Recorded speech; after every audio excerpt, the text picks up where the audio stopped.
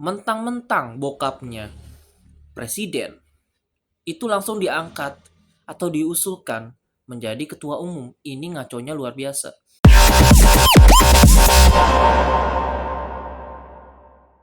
Halo guys, kembali lagi di segmen Opini Cepat.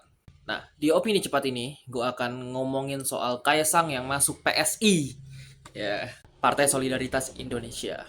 Waktu PSI ngumumin bahwa ada orang yang mirip Kaisang yang akan masuk ke PSI, itu kan banyak tuh berita-berita yang ngeberitain ya. Nah, cukup banyak tuh yang ngomongin.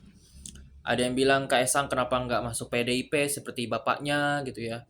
Kenapa harus milih parpol yang berbeda. Tapi pas isu-isu Kaisang mau masuk PSI itu baru anget-angetnya, gue langsung bikin statement seperti ini kurang lebih. Bahwa negara demokrasi itu membebaskan setiap masyarakatnya untuk bisa memilih partai politiknya masing-masing. Kurang lebih seperti itu. Jadi secara nggak langsung gue bilang bahwa nggak apa-apa Kaisang masuk PSI. Kenapa emang? Gue termasuk orang yang terserah Kaisang gitu mau masuk partai mana gitu. Karena ya kalau memang dia parpolnya beda, ideologinya beda sama bapaknya, terus kenapa? Apakah bapak sama anak harus sama parpolnya? Hah? Enggak kan? Nah, nggak lama kemudian PSI ngumumin secara resmi bahwa Kaisang benar-benar masuk ke PSI. Lalu beberapa hari kemudian, belum ada seminggu masuk menjadi kader PSI, baru aja terima KTA, Kaisang langsung diusulkan menjadi ketua umum. Ini ngelawak. Gua langsung kontra. Walaupun gua bukan PSI, tapi tetap hal ini gua kritik. Nanti alasannya gua kasih tahu di belakang. Kenapa gue tetap ngekritik? Ya gue bisa bilang begini dong. Mentang-mentang bokapnya presiden, itu langsung diangkat atau diusulkan menjadi ketua umum. Ini ngaconya luar biasa. Jadi PS itu ketahuan banget bahwa dia tuh pengkaderannya cukup buruk. Bukan cukup, sangat buruk menurut gue. Karena yang dilihat itu bukan keilmuan, bukan kepemimpinan, tapi dari penokohan. Nah ini sangat menurut gue aib sih bagi partai yang mengatasnamakan anak muda.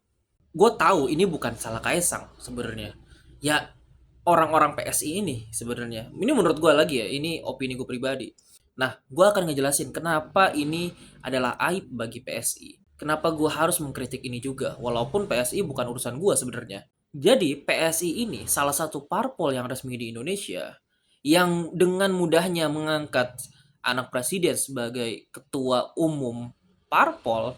Ini menandakan betapa buruknya atmosfer politik di Indonesia, bahwa anak baru walaupun dia dikenal sama masyarakat langsung jadi ketua umum beberapa hari kemudian tanpa ngelihat keilmuannya, kepemimpinannya dan segala macam. Karena biasanya partai politik yang benar, yang berintegritas, yang punya idealisme yang kuat itu pasti ada yang namanya tahap kaderisasi. Lah ini mana ada kaderisasi, belum ada seminggu, baru beberapa hari langsung jadi ketua umum. Lu bayangin, dari anggota yang paling rendah beberapa hari kemudian jadi ketua umum. Nggak masuk akal. Hanya karena apa? Hanya karena dikenal masyarakat dan hanya karena bokapnya presiden. Ini kritik gua buat PSI.